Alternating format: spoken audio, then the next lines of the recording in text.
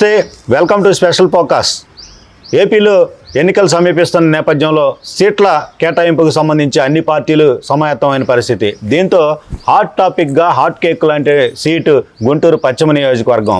ఆది నుంచి కాపు సామాజిక వర్గానికి పెద్ద ఎత్తున కూడా అనుకూలమైనటువంటి సీటు గుంటూరు పశ్చిమ నియోజకవర్గం. టీడీపీకి పెద్ద ఎత్తున కూడా కలిసి వచ్చేటటువంటి సీటు, ఏదైతే ఇక్కడ ఉన్నటువంటి ఆ పార్టీ శ్రేణులు కావచ్చు, ఏదైతే రాజధానికి అతి సమీపంలో ఉన్నటువంటి సిటీ హెడ్ క్వార్టర్ కావచ్చు, ఈ సీటు పైన చంద్రబాబు కూడా టీడీపీకి సంబంధించి ఫోకస్ చేస్తున్నట్టు తెలుస్తుంది. లోకేష్ అయితే యూత్కి అవకాశం ఇవ్వాలనేటటువంటి ఆలోచనలో ఉన్నట్టు కూడా తెలుస్తుంది. దీనికి సంబంధించి చూస్తే ఇక్కడ ఈ సీటుకు సంబంధించి ఎంత ప్రాధాన్యత ఉందంటే, మంత్రి స్థాయిలో ఉన్నటువంటి విడుదల రజనీని నేరుగా వైసీపీ ఇక్కడ దించినటువంటి పరిస్థితి. దీంతో మంత్రి కేడర్లో ఉన్నటువంటి బలమైనటువంటి వాయిస్ ఉన్నటువంటి మహిళను ఎదుర్కోవాలంటే మరో మంచి వాయిస్ ఉన్నటువంటి, ప్రజలతో సత్సంబంధాలు ఉన్నటువంటి, వాయిస్ ఉన్నటువంటి, గట్స్ ఉన్నటువంటి లేడీ క్యాండిడేట్ని ఇక్కడ నిలపాలనేటటువంటి ఆలోచనలో టీడీపీ ఉన్నట్టు తెలుస్తుంది. అయితే టీడీపీ నుంచా జనసేన నుంచా, దీనికి సంబంధించి చూస్తే ఎవరైతే సీనియర్ అడ్వకేట్గా ఉండి, ఎవరైతే ప్రజాపక్షాన ఉంటూ సమస్యలను పెద్ద ఎత్తున ప్రభుత్వంకు సంబంధించినటువంటి ఎలాంటి సమస్య ప్రజలు ఎదుర్కొంటున్నప్పటికీ కూడా ప్రజల్లో ఉంటూ ప్రజల పక్షాన పోరాడుతున్నటువంటి సామాజిక ఉద్యమకారిణిగా పడినటువంటి సీనియర్ అడ్వకేట్, జనసేన అధికార ప్రతినిధి రజనీ గారికి సంబంధించి పేరు కూడా వినిపిస్తున్నటువంటి పరిస్థితి. ప్రస్తుతం వైసీపీలో విడుదల రజనీ ఉండగా టీడీపీకి సంబంధించి చూస్తే జనసేనకి ఆ సీట్ ఇస్తే కనుక డెఫినెట్గా కన్నా రజనీ ఎవరైతే జనసేన అధికార ప్రతినిధికి ఇచ్చే అవకాశం ఉంటుందనేటటువంటిది ప్రజల్లో చర్చ జరుగుతుంది. కన్నా రజనీ అయితే ఆమె వాయిస్ కావచ్చు, ఏదైతే ఆమె యొక్క గట్స్ కావచ్చు, అసెంబ్లీలో ఏదైతే ప్రొటెక్ట్ చేసుకునేటటువంటి పరిస్థితి కావచ్చు, ప్రతిపక్షాలను ఎదుర్కొనే పరిస్థితి కావచ్చు, ఒకవేళ అధికారంలోకి టీడీపీ జనసేన వస్తే డెఫినెట్గా అలాంటి వాయిస్ గుంటూరు పశ్చిమ నియోజకవర్గం నుంచి రావాల్సినటువంటి అవసరం ఉందనేది ప్రజలలో చర్చ జరుగుతున్న పరిస్థితుల్లో మనతో ఉన్నారు కన్నా రజనీ గారు, సీనియర్ హైకోర్టు అడ్వకేట్, అలాగే జనసేన స్టేట్ అధికార ప్రతినిధిగా ఉన్నారు. ప్రస్తుతం సామాజిక ఉద్యమకారిణిగా ఎక్కడ సమస్య ఉన్నప్పటికీ కూడా ప్రజల పక్షాన వినిపించేటటువంటి వాయిస్ ఆమెది. ఆమెతో మాట్లాడదాం. మేడం నమస్తే. మేడం, సీట్ల పంపకాలకు సంబంధించి ప్రస్తుతం కసరత్తు జరుగుతుంది, వైసీపీలో జరుగుతుంది, అలాగే టీడీపీ జనసేనకు సంబంధించినటువంటి పొత్తు అంశాల్లో కూడా జరుగుతుంది. మీ పేరు ప్రజల్లో చర్చకు వచ్చింది. ఎక్కడన్నా వినిపించినప్పుడు మీడియాకు సంబంధించి మేము కూడా ఇన్వాల్వ్ అయినటువంటి పరిస్థితుల్లో, ప్రజాభిప్రాయాల్లో మీకేంటి ఇప్పటివరకు ఏదైనా సంకేతాలు వచ్చాయా? అసలు మీ అభిప్రాయం ఏంటి? గుంటూరు పశ్చిమానికి సంబంధించి మీరు అభ్యర్థిగా ఉన్నారనేటటువంటిది ప్రస్తుతం చర్చ. ముఖ్యంగా జనసేన రాష్ట్ర అధికార ప్రతినిధి కాకముందు ఒక హైకోర్టు లాయర్, ప్రాణాలకు తెగించి పనిచేసినటువంటి దిశ ఎన్కౌంటర్ కేసులో ఒక కీలకమైన అడ్వకేట్, అమరావతి ఉద్యమంలో రాజధాని రైతుల పక్షాన నిర్విరామంగా పోరాడినటువంటి ఒక ఉద్యమకారిణి, దళిత మహిళ ఏదైతే కొండోపిలో ట్రాక్టర్తో తొక్కబడిందో అటువంటి కేసులు, దళిత ఉద్యమాలలో అన్నిట్లో అంటే అక్కడక్కడ మాకు సంబంధించినటువంటి కేసులకు సంబంధించి కీలకంగా గవర్నమెంట్ హాస్పిటల్లో, జీజెచ్ లాంటి గవర్నమెంట్ హాస్పిటల్లో అన్యాక్రాంతంగా కొంతమంది విభాగాలని ఉన్నపళంగా సస్పెండ్ చేయడం, కొంతమందికి 10 నెలలు పైచులకు జీతాలు ఇవ్వకపోవడం, వీటన్నిటినీ కోర్టు దృష్టికి తీసుకెళ్ళి ఉద్యమంగా మీడియా ద్వారా ఫోకస్ చేసి ఒక పెద్ద ర్యాలీలు చేసినటువంటి అడ్వకేటు.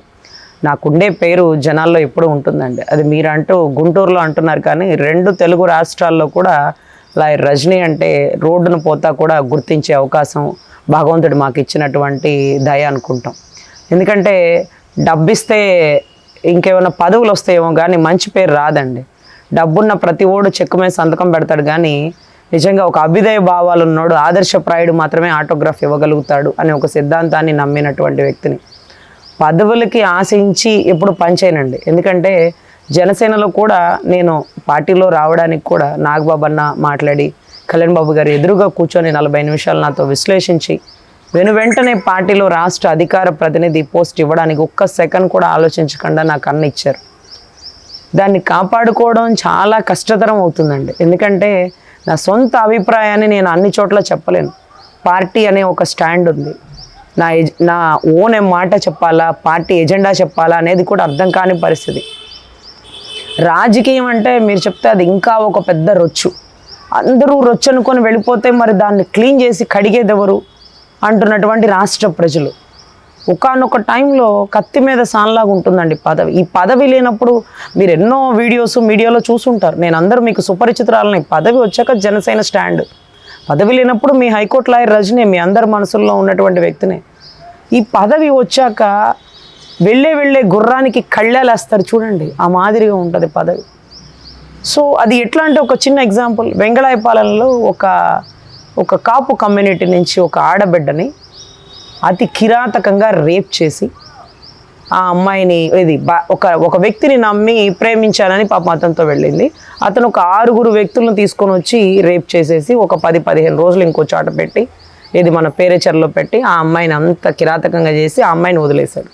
వదిలేసిన ఆ పిల్ల ప్రాణాలతో బయటకు వచ్చి వాళ్ళే వదిలేశారు, ప్రాణాలతో బయటకు వచ్చి జీజీహెచ్లో ఒక 15-20 రోజులు హెవీ బ్లీడింగ్తో ట్రీట్మెంట్ తీసుకుంటూ ప్రెగ్నెంట్ ఆవిడ ఒక గౌరవ డిఎస్పి గారిని కాళ్ళు పట్టుకొని తల్లి చెల్లి ఆ బాధితురాలు అందరూ నాకు న్యాయం చేయండి మేడం, అతను నేను ప్రేమించి వెళ్ళాను, ఇప్పుడు నేను ప్రెగ్నెంట్ని, చుట్టుపక్కల అందరు రేప్ చేశారు, వాళ్ళకి శిక్ష పడాలి అంటూ కాళ్ళు పట్టుకున్న డిఎస్పిని ఈవిడ కడుపుతోంది, గౌరవ డిఎస్పి గారు కూడా కడుపుతూ ఉన్నారు పాపం. కాళ్లతో నెట్టేసిన పర్వం అండి, డిఎస్పి స్థాయిలో ఉన్న వ్యక్తి కాళ్లతో నెట్టేసిన పర్వం. నువ్వు బతికుండగా వాడిని అరెస్ట్ చేయించలేవు, నువ్వేవి చేయలేవు. కడుపుతో ఉన్నావా, ఇవిడు తండ్రి 1, 3, 6, ఈ 6 ఎవడని చెప్తావు, పొట్టని డిఎన్ఏ టెస్ట్ చేశాక చెప్తాం, ఇది నీ చెల్లి ఎక్కువ చేస్తుంది, ఇది కూడా అదే బాపతే, ఏంది ఎక్కువ తక్కువ మాట్లాడు, మీరు బ్రోకల్ కుటుంబాన్ని బయటికి నిరూపిస్తాను అన్నటువంటి పరిస్థితి. ఇక్కడ ఏ కులమైనా నేను పనిచేస్తాను, దళిత కులమైనా కమ్మ కులమైనా, కులాలతో పని లేదండి. రంగ గారి ఆదర్శాలు నింపుకున్న వ్యక్తిగా ఏ ఒక్కరికైనా పనిచేస్తాను. అటువంటిది ఆ బిడ్డకి పడ్డ కష్టం నాకు తెలియదండి.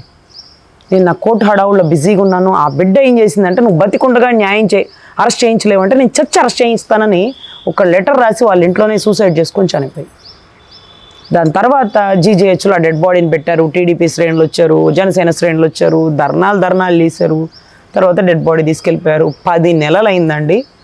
ఏ పార్టీ కూడా ఆ బిడ్డని అరెస్ట్ చేయించడంలో పాత్ర తీసుకోలేదండి, ఏ పార్టీ కూడా.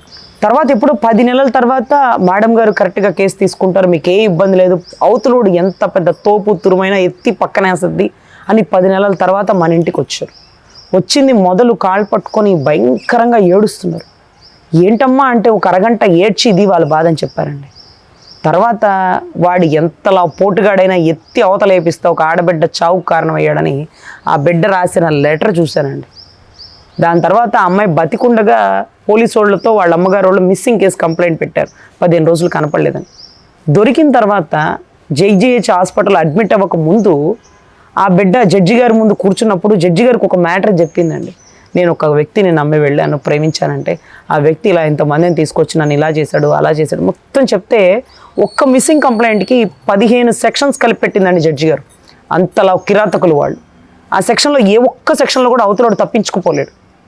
అటువంటి పరిస్థితుల్లో ఆ అమ్మాయి బతికుండగా జడ్జి గారికి ఇచ్చిన స్టేట్మెంట్ ఫైనల్. ఎందుకంటే ఆ అమ్మాయి స్టేట్మెంట్ ఇచ్చిన చనిపోయింది, అదే డైయింగ్ డిక్లరేషన్ కింద వ్యవస్థీకరిస్తుంది. సో అటువంటి పరిస్థితుల్లో ఆ కేసు మన దగ్గరకు వచ్చినప్పుడు అవతల వైపు నుంచి వైసీపీ వాడు ఉన్నాడంటండి, ఊడికి ఎక్కువ.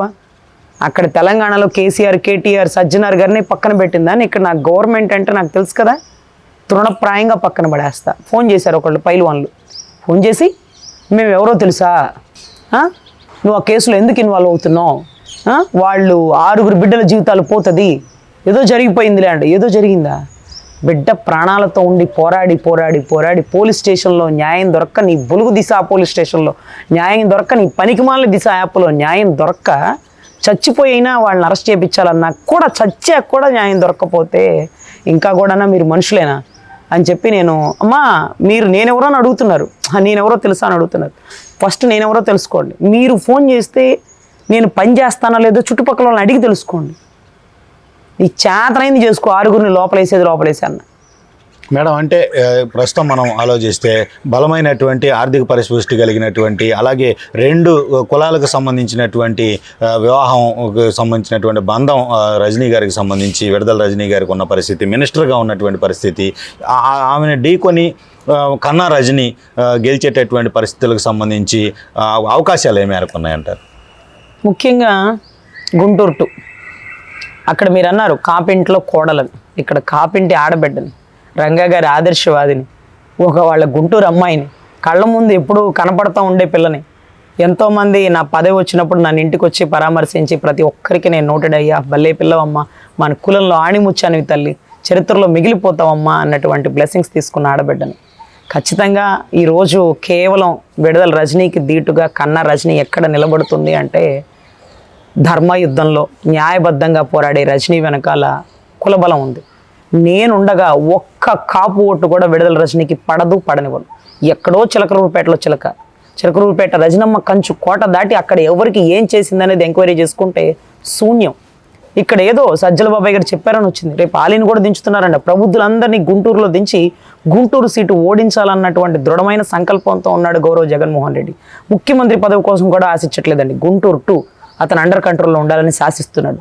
అది ఎప్పటికీ తీరని కోరికగా మిగిలిపోతుంది, గుర్తుపెట్టుకోండి. ఖచ్చితంగా ఒక్క కాపు ఓటు కూడా పక్కకు పోకుండా కేవలం పడితే ఆవిడ వర్గంలో ఉండే బీసీ ఓటు, ఇంకా పడితే వాళ్ళ రెడ్ల ఓట్లు ఏమైనా పడతాయి తప్ప అది కూడా ఎక్కడ పక్కకు పోదండి. ఆవిడలో కూడా మద్దాలగిరికి ఆపోజిట్ వర్గం ఉంది, అప్పిరెడ్డి గారి వర్గం ఆపోజిట్ వర్గం ఉంది. అక్కడ కూడా ఎంతవరకు న్యాయం జరిగిద్దో. ఆవిడ గెలిచింది అంటే విడుదల గోపి అండి. ఆ సామాజిక వర్గాన్ని బయటకు తీసుకొచ్చాడు. ఇక్కడ ఎవరున్నారు ఆవిడకి? ఎందుకు ఇచ్చారు సీటు? మా కాపు ఓటు చీల్చుదాం, మా కాపు వాళ్ళు తిక్కలు అనుకున్నావా? మన అమ్మాయి పక్కన ఉంటే ఆవిడకి వేసేదేంద్ర ఓటు? మినిస్టర్ అయితే ఎవరికి ఎక్కువ? మన పిల్ల నిజాయితీ మనకు తెలీదా అన్నట్టుగా ప్రతి ఒక్కరు సమర్థించే పరిస్థితి ఉందండి.